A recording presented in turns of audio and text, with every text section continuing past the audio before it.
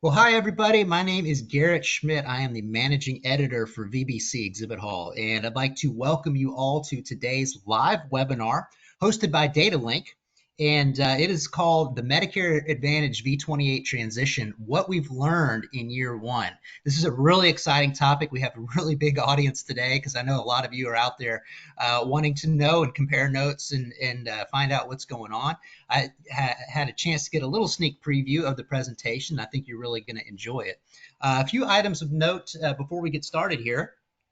This is a traditional webinar format if you haven't joined us before, so you don't need to worry about muting your microphone or turning off your camera or anything like that. That's been done for you. But we are going to have a time for Q&A towards the end, so we do want to hear from you. So what's going to happen is towards the end of the presentation, we'll start taking audience questions. So if you have a question at any point during the presentation, you don't have to wait until then in order to submit your question. Go ahead and submit it using your control module. There's a little space there for questions, and just drop it in there at any point. Again, we have a big audience today, so if for some reason we don't get to yours, someone will reach out via email afterwards and make sure we answer your question. Finally, this session today is being recorded. So what's going to happen is when we're done, you're going to receive an email maybe about an hour or so after we conclude, and there'll be a link to the recording as well as to the slides that you can download so that you can review it at your leisure or share it with colleagues and friends. We hope that you do. So without further ado, I wanted to introduce our speaker today. We have Mr. Eric Hedrick, and he is the VP of Clinical Transformation with DataLink. So he's going to be our guide today. Welcome, Eric. Thanks, Garrett. So just a quick intro of my background. I've been doing work in healthcare analytics for 13 years, started out in the actuarial field doing pricing work, primarily as it relates to risk adjustment and how that impacts pricing, which led into more strategic roles as it relates to risk adjustment, supporting strategic initiatives and value-based care contracts. And that's really where I've been focused in the last, I'd say, 5 years or so, focused on how can we use risk adjustment to support provider organizations and value-based care contracts so that you can fund the stuff that really matters in terms of producing better outcomes of care. So that's what brings me to DataLink. This is the platform that we use here is very much aligned with that goal, and so it's exciting to be here today. I have some exciting data that I got to put together because of the position I'm in here. I've been thinking about this data for a while now as CMS has rolled out regulatory changes, and I'm excited to dig into the details with you. So what are we going to talk about today is first I want to talk through Medicare risk adjustment on a conceptual level. The idea here is I want you to understand the lens through which I view these CMS regulatory changes. I've been watching CMS make these changes for my whole career, and some of these changes that happened in version 28 I've been expecting, and I knew it would require us to reevaluate our strategies. So we'll talk about that as well. And then lastly, I want to take you through a journey of discovery that is initiated with the attempt to answer the question that I get from anybody who's new to this industry, which is, why isn't this work easier? So what we're talking about with risk adjustment is people with chronic conditions, they're managing a condition, and somehow they go a whole year of service without that condition being documented. And especially when I've had the opportunity to work alongside clinicians in this space, they kind of question, like, why do we have to do so much work? Why is there an entire industry around making sure we're capturing this data? And so we did some analysis and tried to investigate that. But before we get into the details, I want to start with a initial polling question. All right. You are going to see a question on your screen come up, and go ahead and select one of these. These are anonymous, of course, but we're going to show the results to all of you so you can kind of see where you stack among your colleagues. And the question is, how prepared is your organization for the financial impact of V28. First is we know the impact and we have a plan in place for it. Second is we know the impact, but we're still working on a plan. Third is we don't know the impact and have not started planning yet. No shade on that. That's okay. And the fourth is unsure. So go ahead and select that. We got results coming in here still. And as long as they're flowing in, we're going to keep it open here for another few seconds. And again, this is completely anonymous, but we will show the results here so you can play along at home. Give it, still have people coming in. This is great. All right, so we're going to give it about 5 seconds and we'll close it down. 5, 4, 3, 2, and 1. It's a long 5 seconds, and we're going to end it and share the results. All right. Eric, are you able to see that on your screen?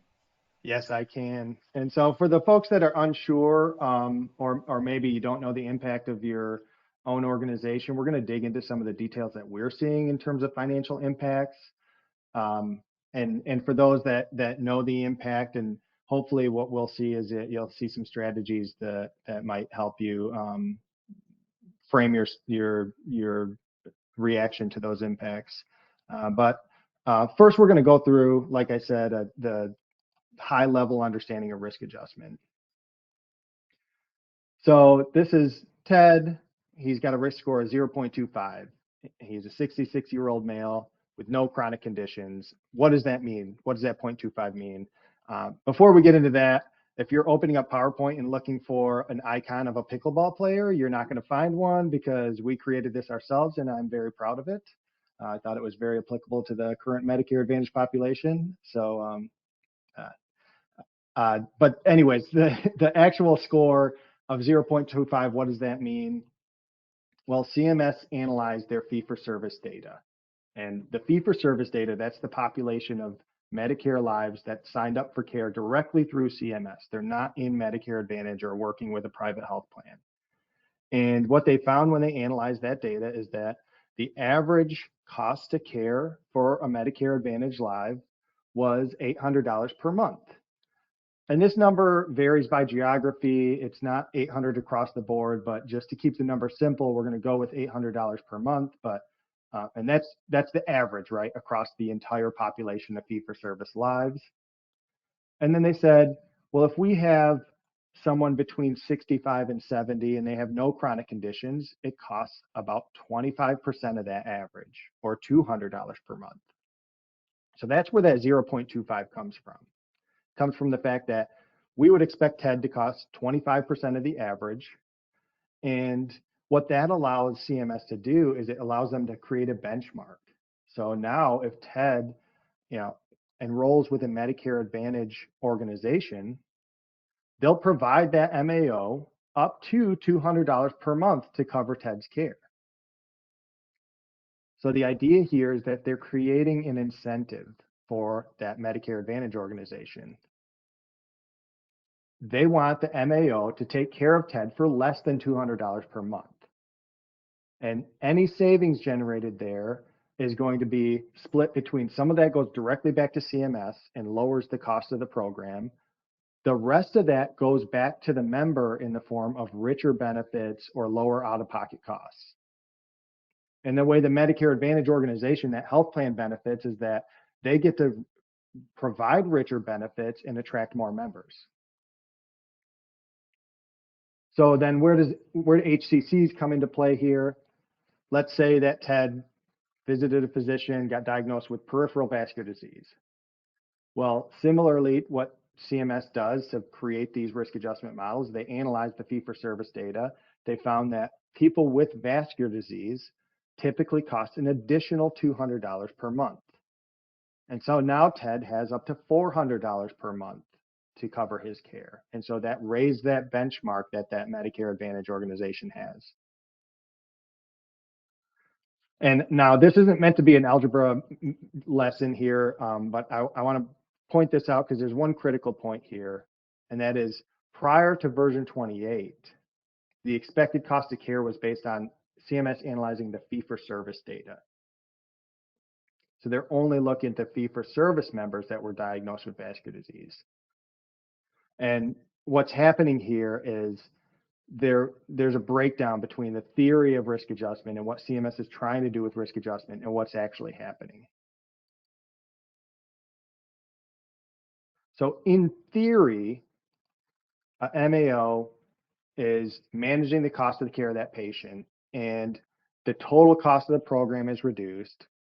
Members get richer benefits with less out-of-pocket costs, and the health plan that performs the best at managing that cost also is able to provide the best benefits and attract the most members. And that all makes sense in theory, right? If that's how it worked. In practice, what's happening is that the MAO is managing the cost. Maybe that's debatable, but that's out of the scope of this conversation. I believe it is. But the critical point here is that they're finding far more people with vascular disease. And specifically, so CMS, when they calibrate their models, they often release data on the efficacy of it.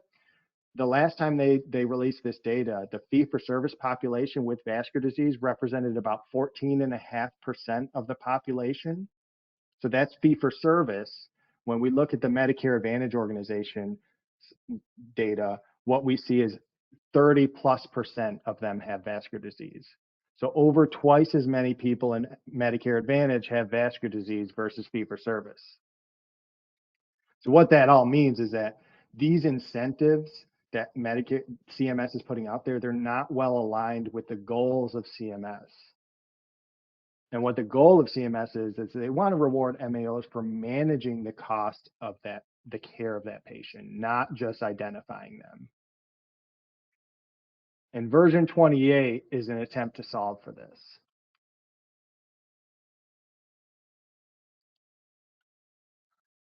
So what CMS has done here is that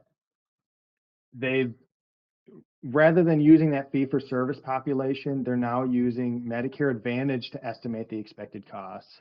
And the critical outcome for our discussion today is that all those conditions that are prone to be underdiagnosed in fee-for-service, like vascular disease, or simply diagnosed at a higher rate in Medicare Advantage, the risk impact associated with those conditions is being greatly reduced or removed altogether.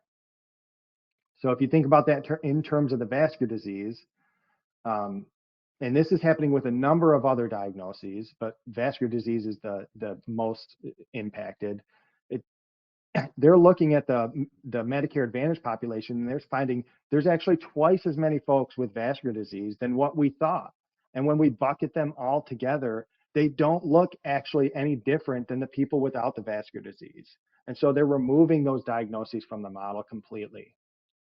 And we're not going to go into all the other diagnoses that are impacted here because there's been other webinars that do that. I've linked one here for you that we did back last October or so. What we want to talk about now is we want to get into the financial impacts that this is having. But first, we're going to take one more poll.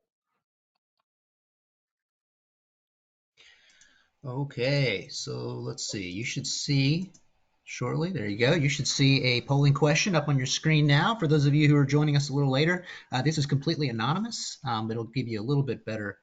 We'll show the results here. You'll be able to see how you stack among your colleagues. Question is, how prepared is your organization for the operational impact of V28? And the results or the choices are: we have new strategies in place that will lessen or mitigate the impact.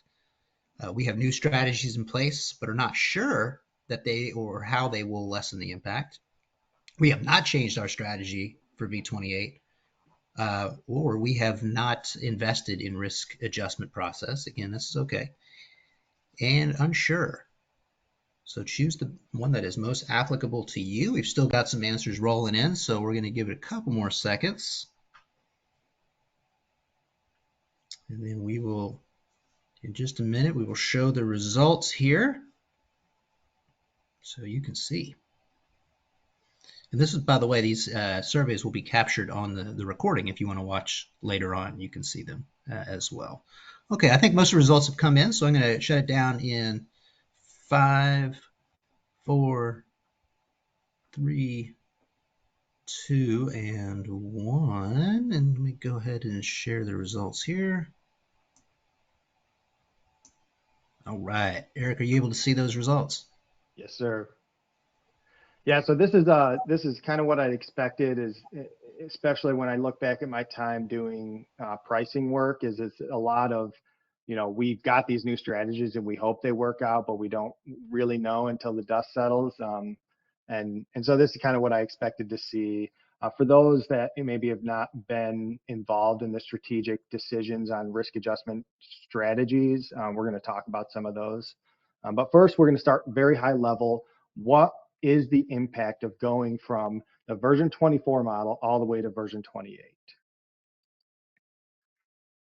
So here's the range of impacts we're seeing in our populations.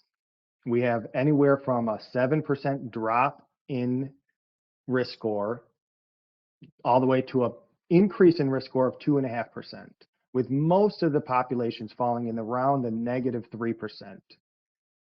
And remember, this is, for those who don't know the details, this is getting phased in over 3 years. So in 2024, we're only seeing 33% of this impact. And so over the next 2 years, it will get phased in to get to the entire impact that we're looking at right now. So a critical context here is that Medicare Advantage plans often run at about a 3% margin.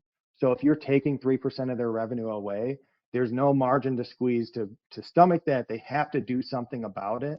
And so if they can't mitigate the reduction in revenue, they're going to end up either charging more for member paid premiums, they're going to have to reduce supplemental benefits, or reduce admin costs, including vendors, which, as DataLink is a vendor, we don't want that to happen.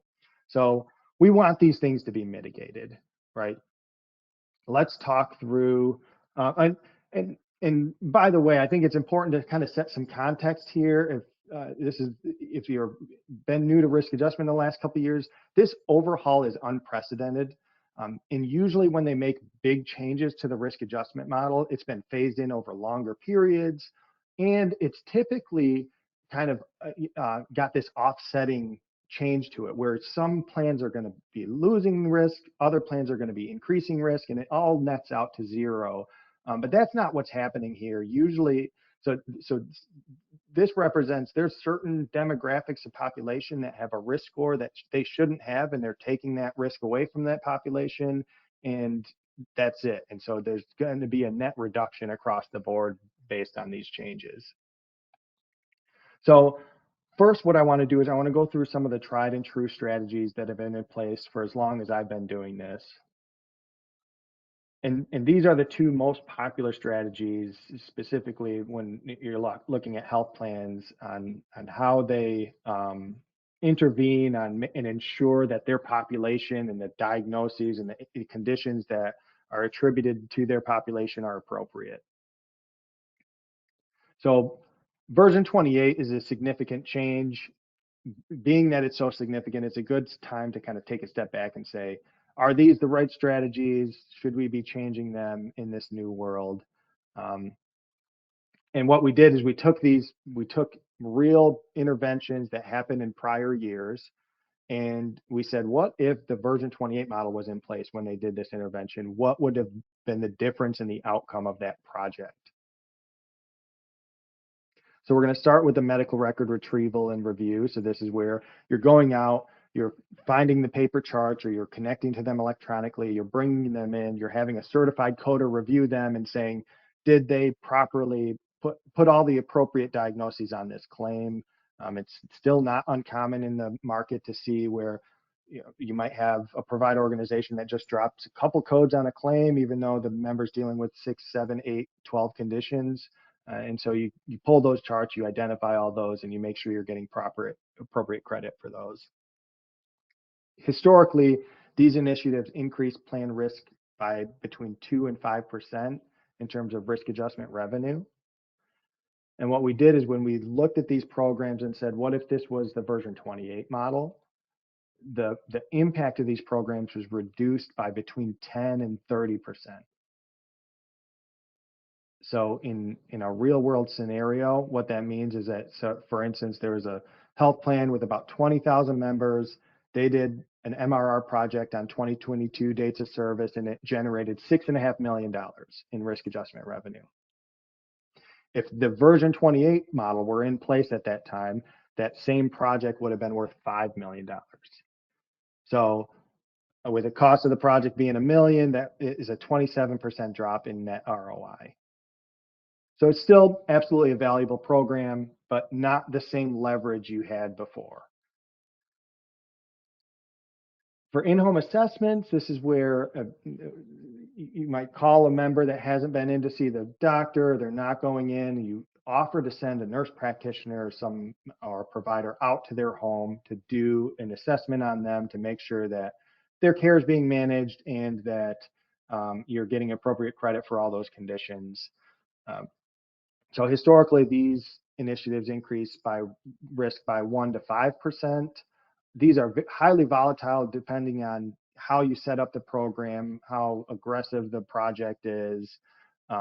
Same goes for medical record retrieval and review. It's highly dependent on how you configure the program and your strategy, but this is kind of the range we typically see. For the version 28 model, if you did these programs and apply the version 28 model to them to recalculate the ROI, the impact is being reduced by 20 to sometimes over 50%. And it's a bigger impact in in-home assessments because you get a higher prevalence of those conditions that are being removed in version 28. So certainly a larger impact. What's this mean in real dollars? We have an example here, a health plan about 15,000 members. They did a small scale project worth $650,000 in the version 24 model. If the version 28 model were in place, it would have been worth just $300,000. So it's a 64% drop in net ROI. So that's more significant, right? That's meaningful. But does this mean we're suggesting that you don't offer in-home care? Absolutely not. There's a place for that. There's certainly, if a member is not leaving their home and that's the most convenient place to administer care, that's absolutely, there's some value there. What we are saying is these strategies, they're still valuable. They have less leverage and you have to kind of think about that. And this is what we're recommending. First is be more targeted. And the good news is that historically, there's very little targeting that happens in these programs. And I can say, as much as if you go to a demo, they'll talk all about machine learning and artificial intelligence and all this advanced stuff that they're doing to analyze your population. But then when you get the target list, it includes everybody in your population. And the truth is that, for a long time, you can continue to do these programs and you'll still continue to find extra risk. And so there wasn't a lot of incentive to do targeting, but version 28, I think, is changing that. You have to be more targeted with these programs, but there's room to cut costs without impacting the revenue too much. But the more important thing, I think, is think about this, how it fits into your long-term strategies.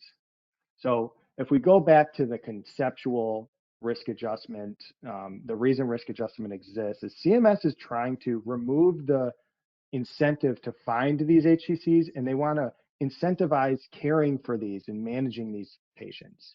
So when you think about some of these programs you're putting into place, think about it in those terms. Is this helping me document a condition? But that's great, but is it also helping me manage that condition?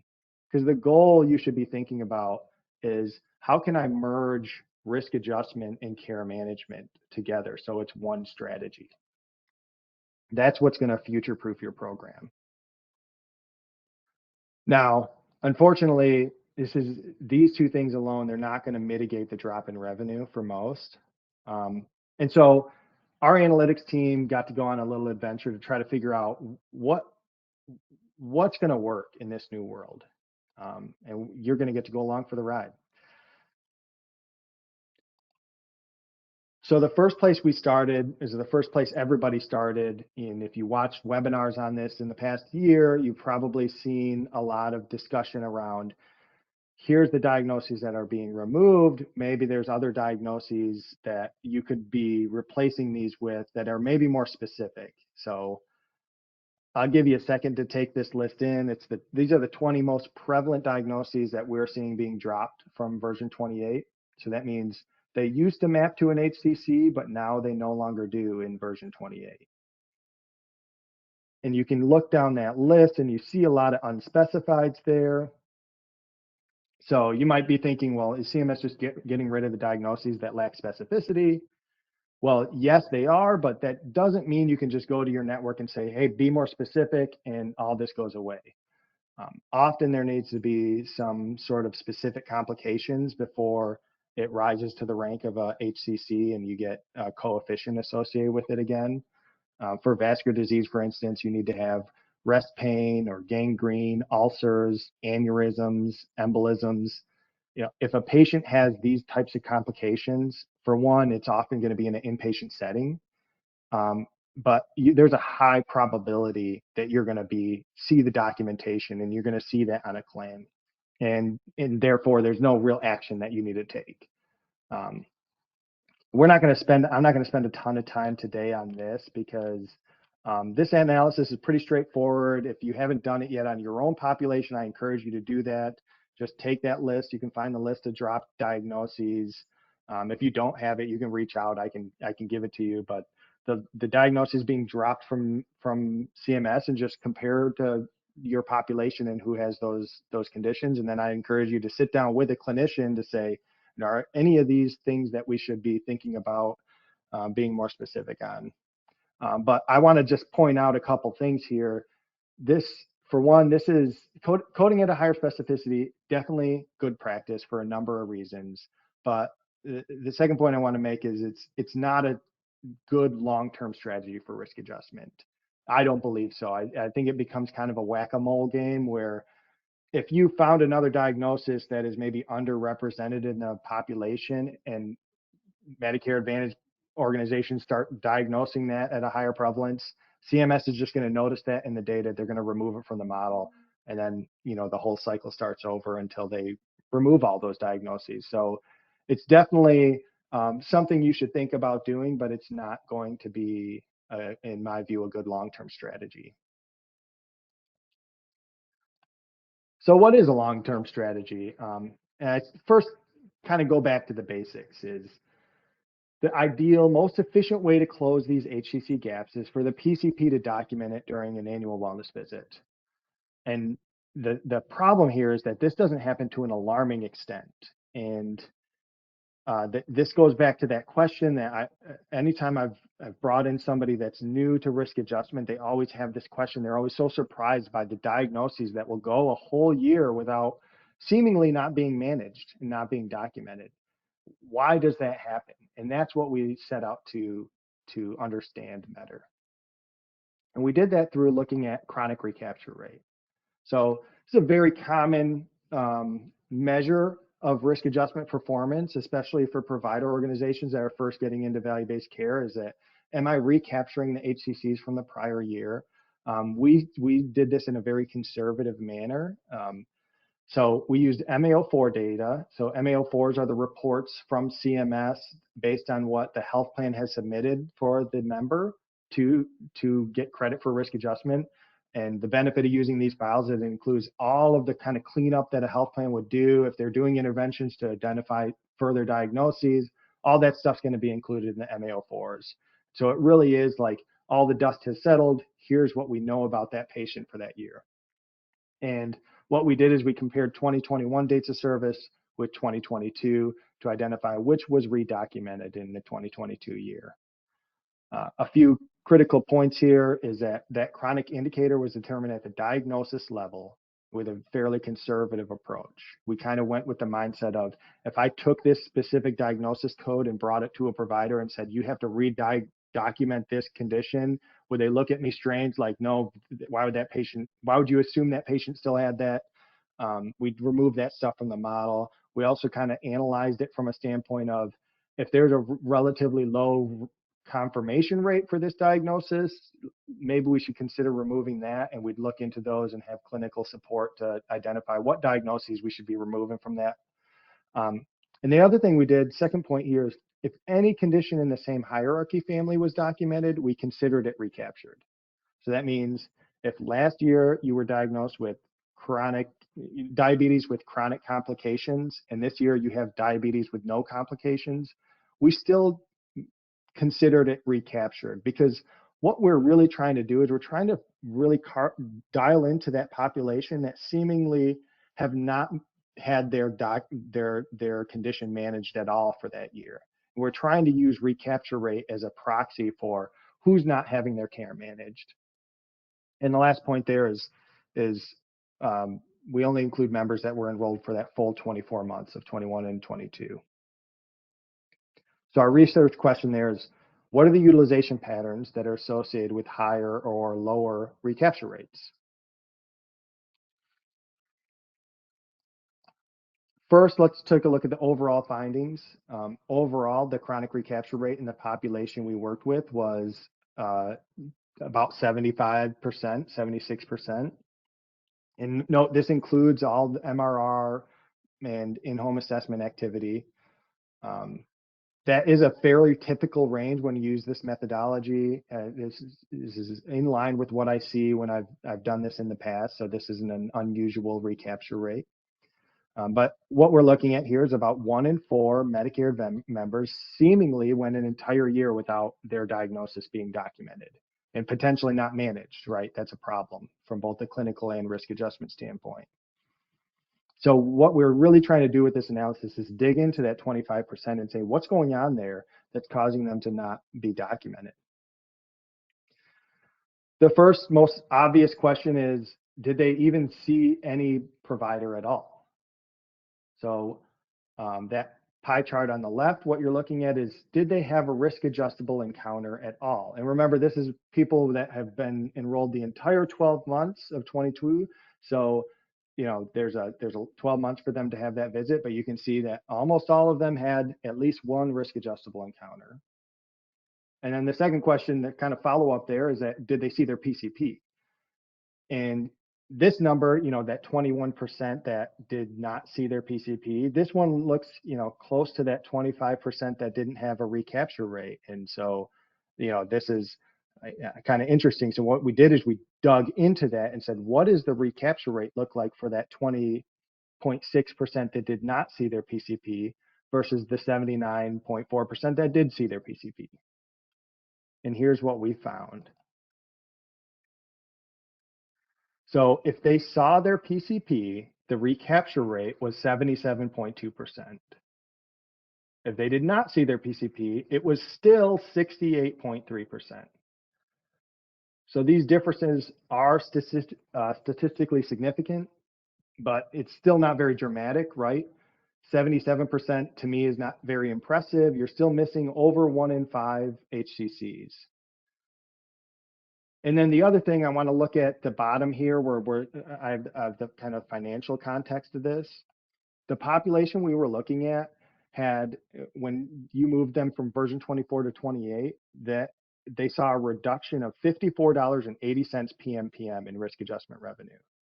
That equates to about a 6.5% drop in revenue for that population. So that's kind of the number we're trying to mitigate here with these programs. If you take this population and you said, I'm going to do an initiative, I'm going to get them all to see their PCP and bring them all up to that 77.2% recapture rate, that program would increase your revenue by only $8.12 PMPM. So it's still a long way to go in terms of being able to mitigate this. So this is, you know, certainly good practice, get people to see their PCP, but it's not going to solve this problem.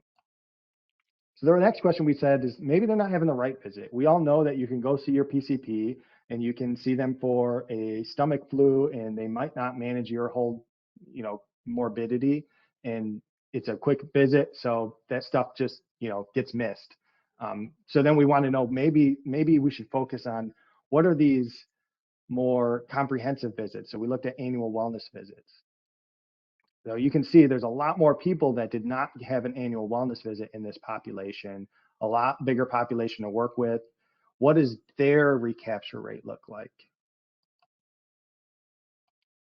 So you see with the annual wellness visit, it's right in line with the PCP visit, 77.2%. No annual wellness visit, it's still up at 73.6%. So again, this is statistically significant, but again, it's not too impressive. Should you promote annual wellness visits? Absolutely. It's good care. You're not going to see 100% compliance, but you can see down there at the context below, if you moved that no annual wellness visit population up to the annual wellness visits recapture rate, you're going to see an increase of $8.20 PMPM. But you're still missing 23% of your HCCs with that strategy. So, these are comprehensive visits, right? So they should assess everything. So what's going on here? Why aren't annual wellness visits having higher success? And here's what we think is happening. One is there's going to be some chunk of these where the condition was just misdiagnosed in 2021.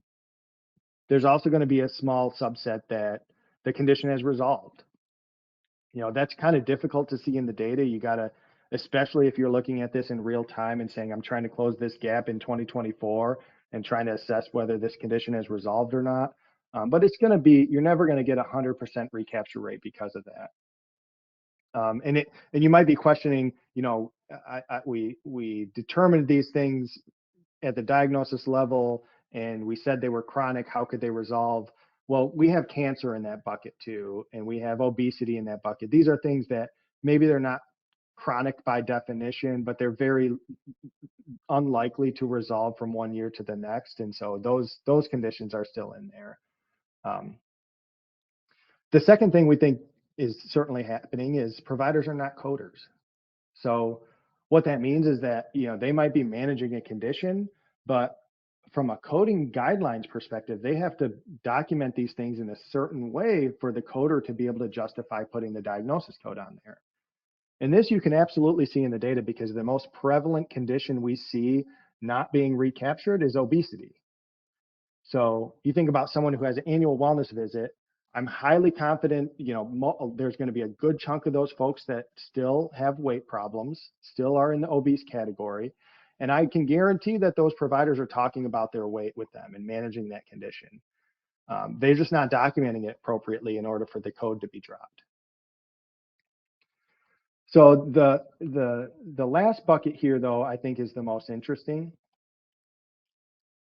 So this provider that is doing this assessment is either not being thorough, or they're not aware of the condition, or they might not be comfortable making the diagnosis. Now, it's hard to differentiate between these three, but we can start to see these things in the data because what this is all kind of circling is the idea that the PCP that might be doing the annual wellness visit, they're not the same provider that's actually managing the care of that condition. And so it's difficult for them to put the specific documentation down to be able to diagnose that condition. And so that's the next rabbit hole where we're going to dive down is who is actually managing this condition and what's it going to look like if they go and see that provider? So that question number 4 is, are they seeing the right provider? So this pie chart on the left here, we're looking at the percentage of member HCC combinations that had a visit with the provider who last diagnosed them. So this is kind of a very simplistic way of viewing who's managing this condition. Let's just look at the last provider that diagnosed it. You can see that there's 35% of members, 36% that did not go back and see that same provider in 2022 that diagnosed them in 2021.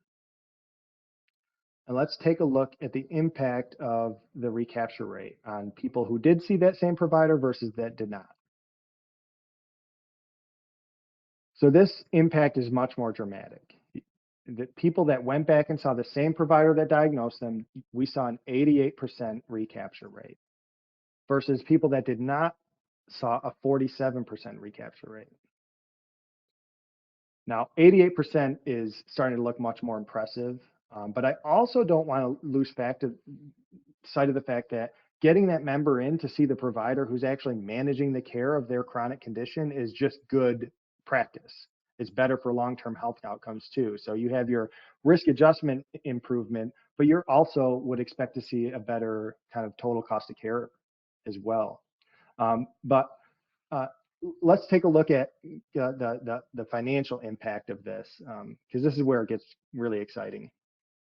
If you're into numbers like me, the financial impact, remember, of going from V24 to V28 on this population is $54.80 reduction in revenue.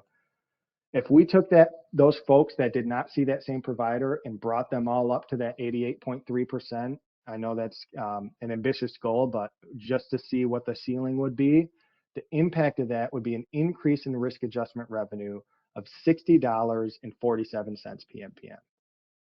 So it more than makes up for the reduction in version 28, just getting that member to see that provider. Now, I don't want to oversimplify this. For one, there's often multiple providers for a given member. If they have multiple HCCs, it might be multiple providers that they have to go see. The other thing is a lot of these are specialists, so it's difficult to schedule these visits. Might be less convenient to the patient to travel to that visit. It's also going to include higher cost sharing, so the member might not be able to afford to see their specialist every month. So this is by no means a silver bullet, but what this does tell us is if a provider has enough clinical details of a condition the patient's dealing with, then there's a high probability that that condition will get documented when the member sees that provider. Now, I also want to point out that note at the bottom. This is what we did here is we actually compared, did they see that very same NPI from one year to the next? But we could also define it more generically of, did they see somebody in that same group, or did they just see anybody with that same specialty type? And we saw very similar results there too. So that kind of opens it up a little bit strategically, that you don't it doesn't always have to be that very same provider, but maybe just the same specialist. And that brings us to kind of where we think, what we're recommending overall.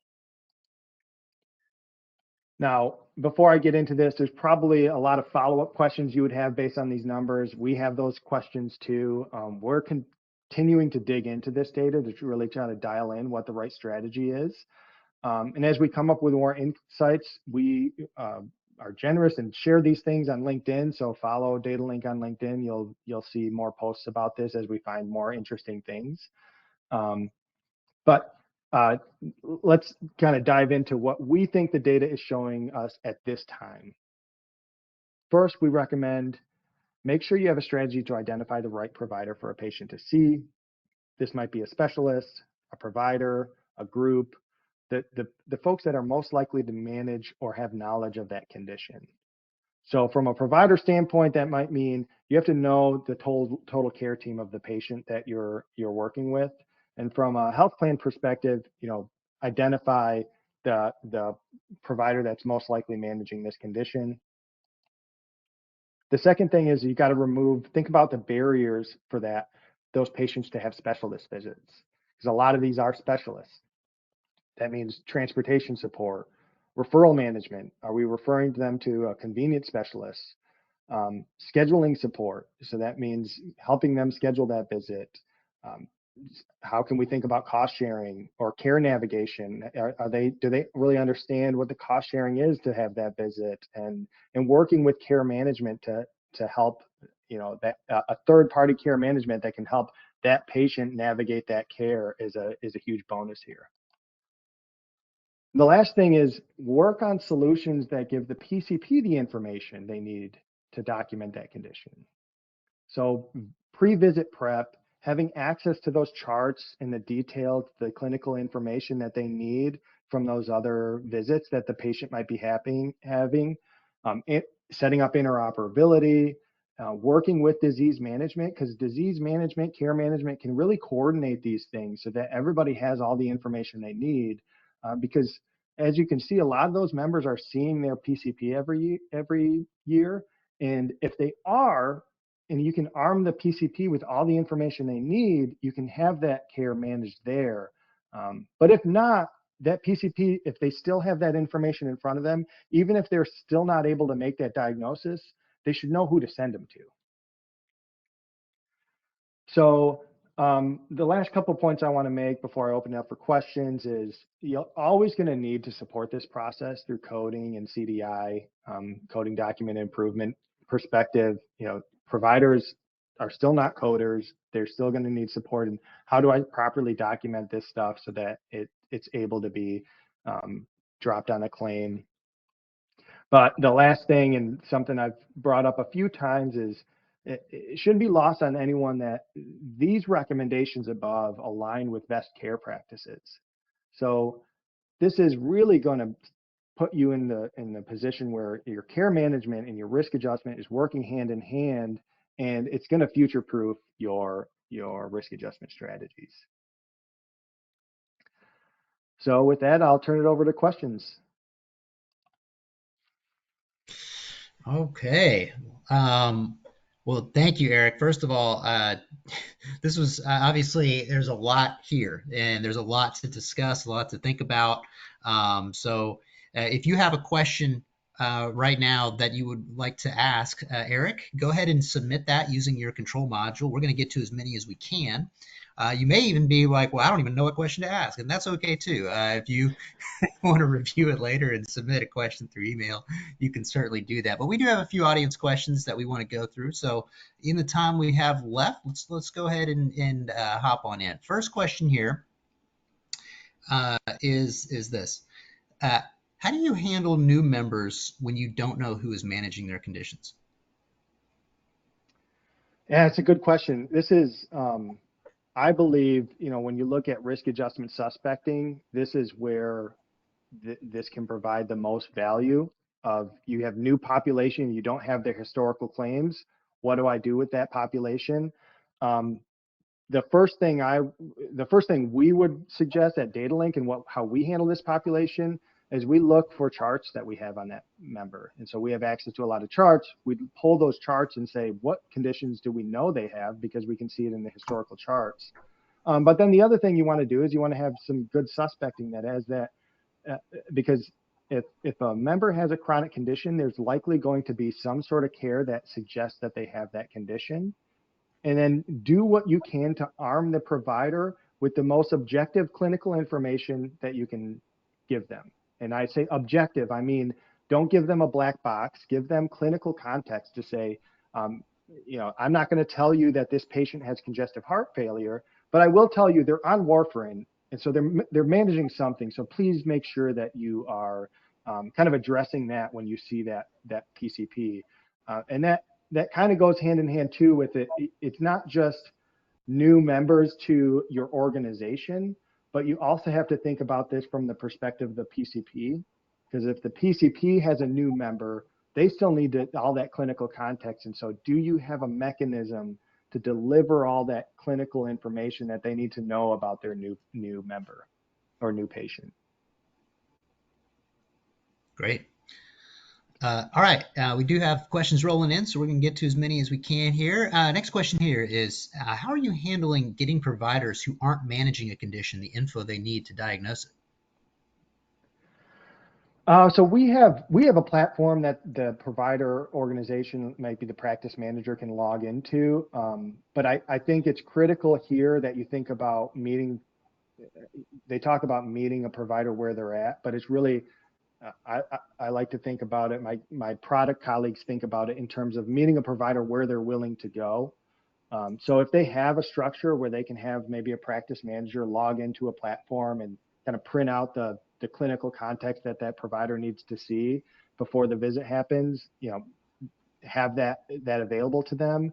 Some of them are going to want, that data delivered directly to them, maybe in an email or something. They don't have the access to that. But it's really about understanding your network and saying, what's the workflow of this provider and how can I augment that workflow or fit into that workflow? Obviously, the ideal scenario is you have some sort of ribbon that happens, right in the EHR, so that when they're kind of closing out that note, they can see that right there in that same screen. And so we have providers that use that functionality, but that's, it really depends on their workflow, because that it's not always in front of them when they're face to face with that patient. So you have to think about that in terms of what is that provider doing before they're seeing that patient to prep for that visit, and how can I make sure that information is available to them at that time. Great. Okay, next question here is how do you start analyzing the financial impact of the top ICD-10 codes and do predictive analysis on it? It's a mouthful. So I'm going to assume you're talking about predicting kind of like what the financial impact will be. We wanted to keep this analysis as kind of objective as possible, of just kind of reviewing the data as opposed to projecting forward.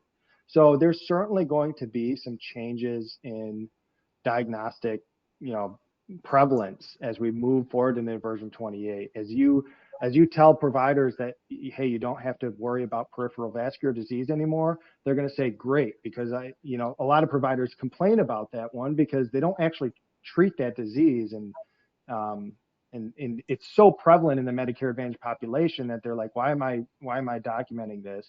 And so that the prevalence of that is going to reduce, right? In when you look at the actual how many times that's diagnosed, but we didn't want to try to predict for that because that's going to make the math more fuzzy. We really wanted to look at an objective, it's just a data cleansing exercise where we said if we looked at both 2023 dates of service, with some filtered out because some of our data is going to be less complete for 2023 than others. And then we looked at 2022 dates of service because 2022 dates of service, they've had all this time to do their chart reviews, do in-home assessments, get all that data submitted. The doors closed in submissions for 2022 dates of service. So that year is complete. And so we looked at that year as well. And we just said, if you took this same list of diagnoses and you said, I'm going to apply the version 28 algorithm to that and see what the member's new risk score is, that's how we calculated the difference in risk score, and then applied the CMS benchmarks to translate it to a financial impact. Yeah, great. Next question. By the way, we've got a ton of questions here. We're definitely not going to be able to get to all of them. That's okay. Go ahead and ask it, drop it in there. Someone will reach out to you via email. We're also getting a lot of comments in here saying this is a great presentation, and very excited about it. Next question here is, let's see. Will ACOs suffer as much as the MA programs in this new version? It's a good question. So what you're really speaking to is like who's impacted more, and we've seen ACOs that are impacted significantly because they had robust programs. And if you're kind of connected, if you understand the clinical side of things, and you look at that list of diagnoses that are being removed from the model, you can see a lot in there that, like vascular disease is a great example. It's why you always go back to it. You can diagnose almost any Medicare Advantage patient with some level of vascular disease because it's just a part of the aging process. And um, and so if you kind of have these robust strategies to go and make sure you're assessing everybody for these conditions, you're going to have a big prevalence of that. And there's going to be a lot of revenue that you're getting today tied to those diagnoses that they're now removing from the model. And so to kind of summarize that, what you need to understand is the more you're investing in kind of identifying these diagnoses, it's probably going to impact your ACO more. But if you don't have robust risk adjustment strategies, I would it really depends on the health plan and what the health plan is doing for you. But let's say that you don't have robust risk adjustment strategies and the health plan's not doing much either, you're probably actually going to see an increase in risk score. Interesting. Okay, next question here, and there's so many of them coming in. This is great. Um, Here's one. Will I-73-9 still impact with version 28 as it will no longer have HCC value?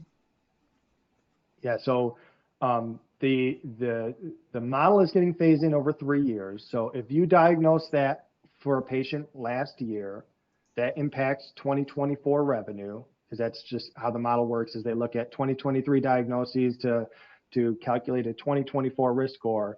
You're going to get credit for 67% of that coefficient, and then so that's how the phase in works. So eventually that diagnosis is going to go completely away, and you'll get no revenue associated with diagnosing that condition.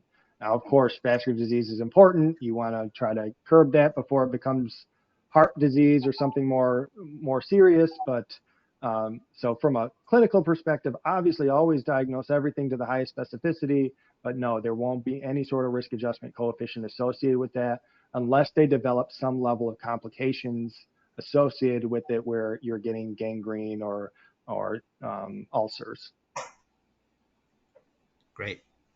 Next question here is, does this lead to a scenario in the future where specialists would be paid less to sort of recalibrate the entire health system? This is a good philosophical question, and it's kind of a good discussion for just kind of healthcare policy.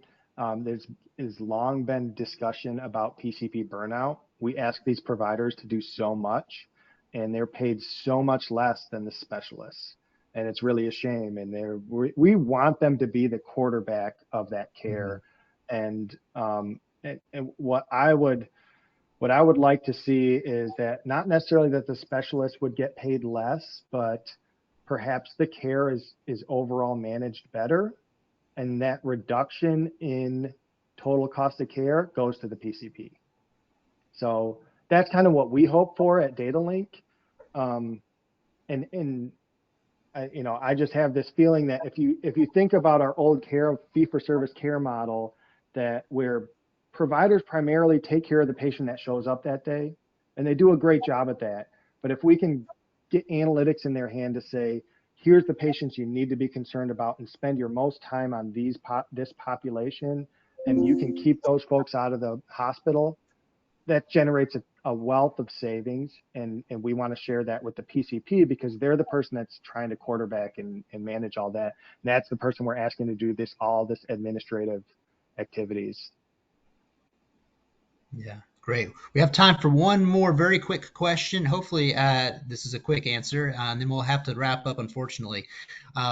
When you said that a leading cause of gaps was a patient not seeing the same provider the following year, does provider refer to the same individual, like the same MPI, or does it refer to the practice as a whole? That's a good question. So I made this point briefly, but that's a very important point to make, is that what we looked at, what that data shows, is that member went back and saw that same individual NPI. But we also looked at this in terms of, did they see the same, like another provider in that practice, or did they see just somebody over the same specialist? So it was a cardiologist and they saw another cardiologist, and we don't care, where they practiced. And we saw very similar results.